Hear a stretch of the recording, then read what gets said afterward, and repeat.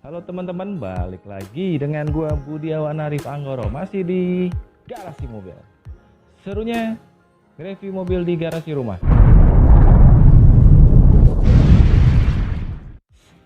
Oke teman-teman, gue saat ini lagi ada di garasi rumah tetangga gue. Nah, sekarang ini gue lagi mau nge-review mobil hatchback ya tahun 2018. Memang konsepnya ini saat ini waktu dulu konsepnya adalah konsep LCGC ya, mobil ini tahun 2012, tapi mengalami penyegaran di tahun 2018 dan berubah menjadi mobil hatchback. Mobil hatchback ini atau yang biasa kita kenal mobil city car. Ini adalah mobil di mana menjadi salah satu produk unggulan dari pabrikan asal Jepang, dari Honda. Dan inilah mobil kita, Honda Brio RS.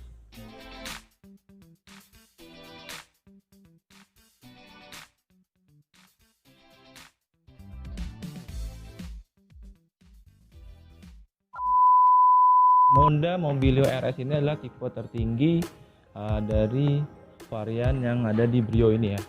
Di bawah varian yang RS ini, RS CVT ini ada varian E sama S ya. Nah, untuk yang varian RS CVT ini untuk transmisinya pun juga matic ya. Kita langsung aja mulai review kita kali ini. Yang pertama ya, kita lihat dari bumper dan grill depannya masih menggunakan aksen hitam dan bawahnya itu ada chrome. Jadi kurang lebih hampir mirip-mirip dengan Brio Satya yang sebelumnya. Terus ada lagi untuk sisi depan, untuk bagian lampu ini udah proyektor ya, tapi masih halogen ya. Dan juga untuk ininya fog lamp sudah dilengkapi dengan fog lamp dengan nuansa honeycomb di sini. Nah, ini fog lampnya juga ada dengan lampunya masih lampu biasa. Nah, untuk selanjutnya untuk bannya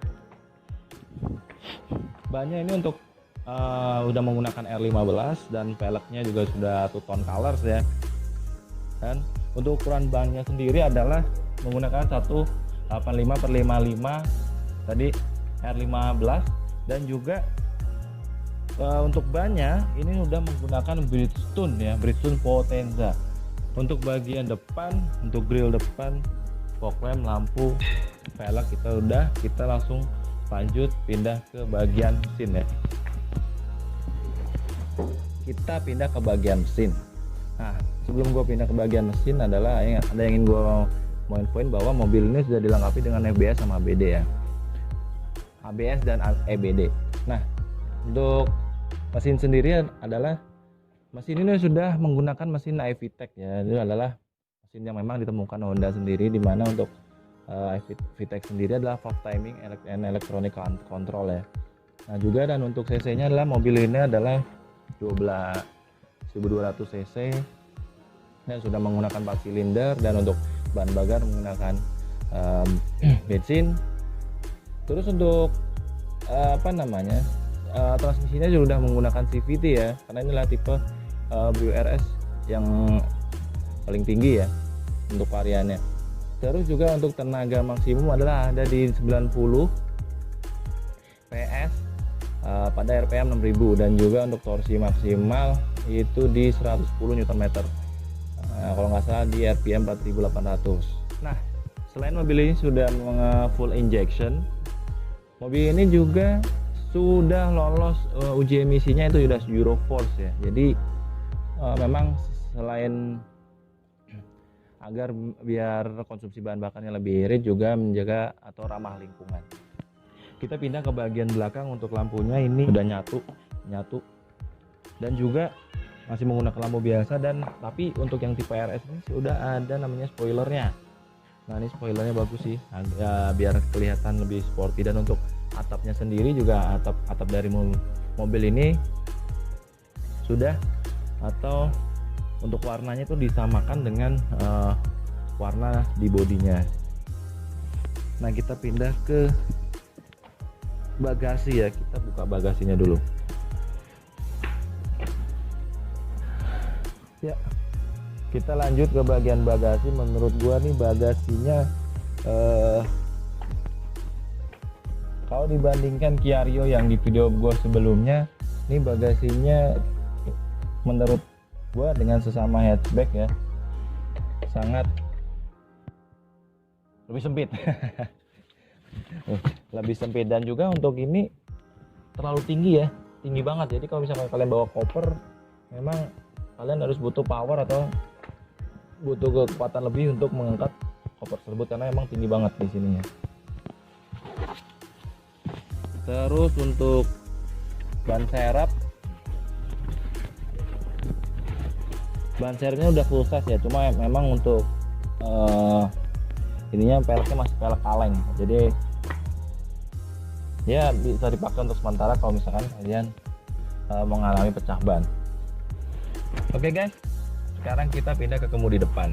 Tapi sebelumnya ada yang kelupaan, gue ingin infoin ke kalian bahwa mobil ini untuk kapasitas tangki bahan bakar di 35 liter. Nah, kita lanjut ke bagian steering. Ini kita lihat di steeringnya untuk ada MID, dan untuk pengaturan MID-nya ya kalian bisa menggunakan panel yang ada di sini di cluster meternya. Dan juga untuk setirnya ini sudah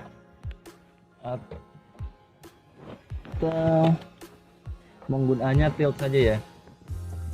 Kita coba buka. Nah, hanya tilt saja, belum teleskopik. Nah, ini juga kurang lebih sama dengan yang video Satya.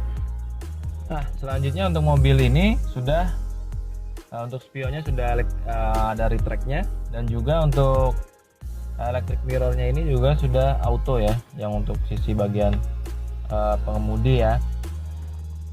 Dan untuk ruang penyimpanan kita ada satu ya, ruang penyimpanan tertutup juga lumayan. Terus ruang penyimpanan terbuka di sini nggak ada handrest, cuma ada cup holder satu di sini. Terus di sini juga ada cup holder satu.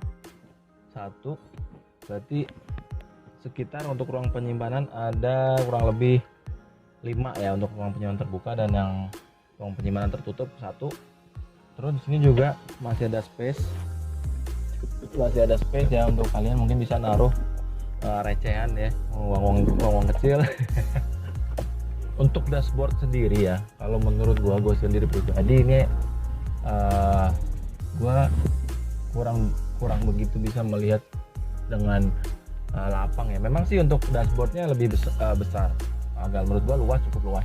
Cuma untuk secara penglihatan gua dengan tinggi badan gua yang 180, gua ngelihat ke depan tuh kayak masih belum bisa kelihatan semua ya. Apalagi untuk untuk joknya ini hanya bisa maju mundur sama reclining, belum bisa di-adjust untuk naik turunnya. Jadi mungkin itu salah satunya gua nggak bisa melihat secara begitu sampai ke depan mobil karena untuk joknya belum bisa di-adjust ya. Nah, gua sampai kelupaan kaca pembesar gua. Nah, selanjutnya sebelum gue pindah ke audionya, gue mau komenin kalau untuk joknya ini adalah sebelumnya warnanya hitam ya, nuansa hitam ya, biar kelihatan lebih sporty. Tapi sama temen gue nih udah dikasih cover dengan perpaduan warna merah dan hitam, jadi agak lebih makin sporty kali ya mungkin menurut dia. Cuma kalau menurut gua nih secara sandaran sih udah menurut gua sih enak sih. Walaupun mungkin ini untuk headrestnya nyatu ya, walaupun headrestnya nyatu, tapi menurut gua sih udah pas sih posisinya. Nah, untuk selanjutnya adalah audio. Untuk audio ini udah menggunakan double din touchscreen. Tapi kalau yang ini, yang setahu gua Brio yang baru tuh RS tuh gue pakai Kenwood, cuma kalau yang ini kok masih pakai GVC ya. Udah touchscreen, layarnya 6 inch, dan juga ada pengaturan audio untuk volume dan channel. itu di kemudi, jadi kalian bisa setting di sini ya. Dan untuk audionya sudah dilengkapi dengan USB. Nah, selain untuk radio bisa dipakai untuk USB dan disk ya, atau DVD ya, tapi belum bisa dipakai untuk internet. Untuk Bluetooth juga masih belum bisa ya, tapi udah ada USB-nya, udah ada colokan USB. Untuk colokan AUX juga belum ada, untuk SIM card atau memory card juga belum ada. Nah, selanjutnya untuk pengaturan AC ya. Untuk AC, AC-nya kencang banget. Ini adalah panelnya on off, terus ada max full kalau kalian ingin dingin banget ya dengan pencet ini. Terus ada pengaturan suhunya. Jadi belum touchscreen ya, masih untuk apa namanya, udah digital, cuma belum touchscreen. Oke, lumayan dingin sih. Dan untuk bagian bawah nih udah ada soket power outlet ya. Ini udah ada satu. Kalau kemarin di video gue sebelumnya itu di Kia Rio tuh ada 2 power outlet. Kalau di Brio RS ini cuma ada satu, yang untuk 12 volt. Nah, tadi gue kan bilang ya, untuk cup holdernya kurang lebih ada 1, 2, 3, 4, 5. Ternyata ada 2 lagi di sini. Jadi ada 7 cup holder ya, dan 1 ruang penyimpanan ada di sini. Jadi gue lupa, daripada gue lupa makanya gue ralat dulu. Selanjutnya untuk audio atau speaker itu di sini udah di setiap di setiap pintu ada 1, belakang pun juga ada 1. Berarti ada belakang 2, untuk depan kanan kiri 2, dan juga ada Twitternya juga 2, jadi ada 6 speaker. 6 speaker ya. Nah, tapi di sini tidak ada lampu baca ya di sini ya. Nah, lampu bacanya adanya di belakang, di tengah malahan. Di depan sini malah nggak ada. Oh, di Kia Rio kemarin sama-sama hatchback, di sini ada lampu bacanya. Kalau di Biro RS ini belum ada. Ini nggak ada ya. Untuk side visornya juga yang ini belum ada lampu, hanya mirror aja.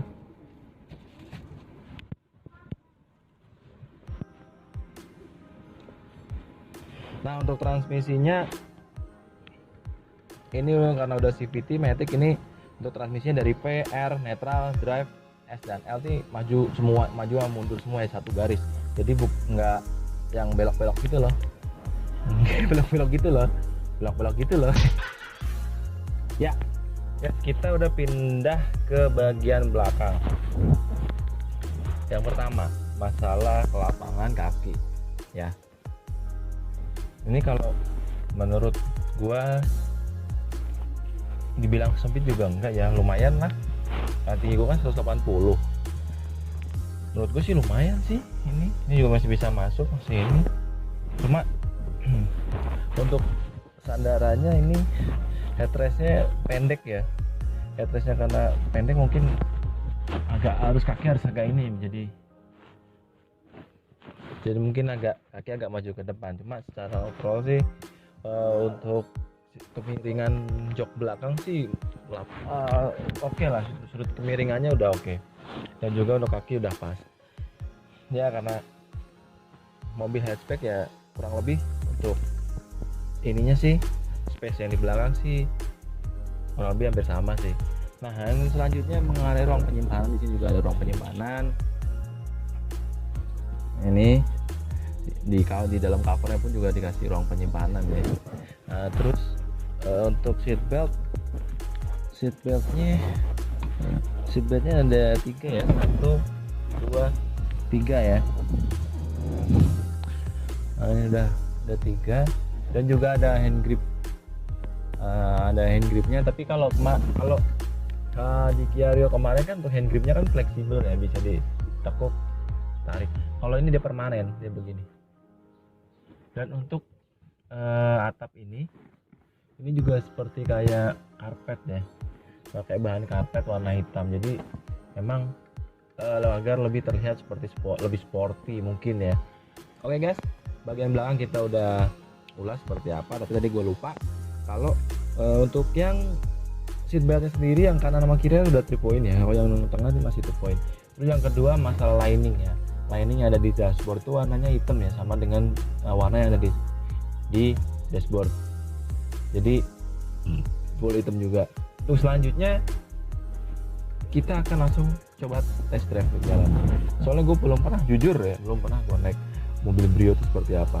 Jadi gue juga penasaran apakah emang kedepan suaranya bagus, atau apakah memang tarikannya enak, atau suspensinya juga enak. Kita langsung coba. Oke guys, gue langsung mau ngetes ya, kira-kira seperti apa handlingnya. Soalnya gue penasaran, gue belum pernah naik Brio, jujur. Saat ini gue udah test drive mobilnya.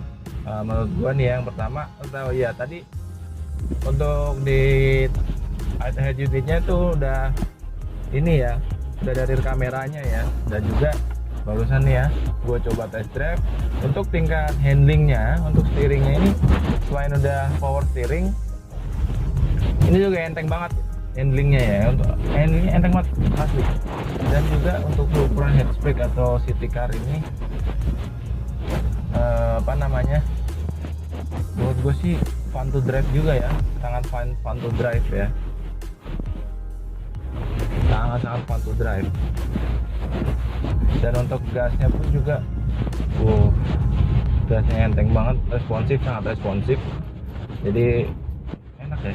Yang pertama tadi masalah handling, oke. Terus selain handling ada responsif, sangat responsif nih gasnya. Terus mengenai suspensi, menurut gua agak keras ini suspensinya, agak sih ya agak keras.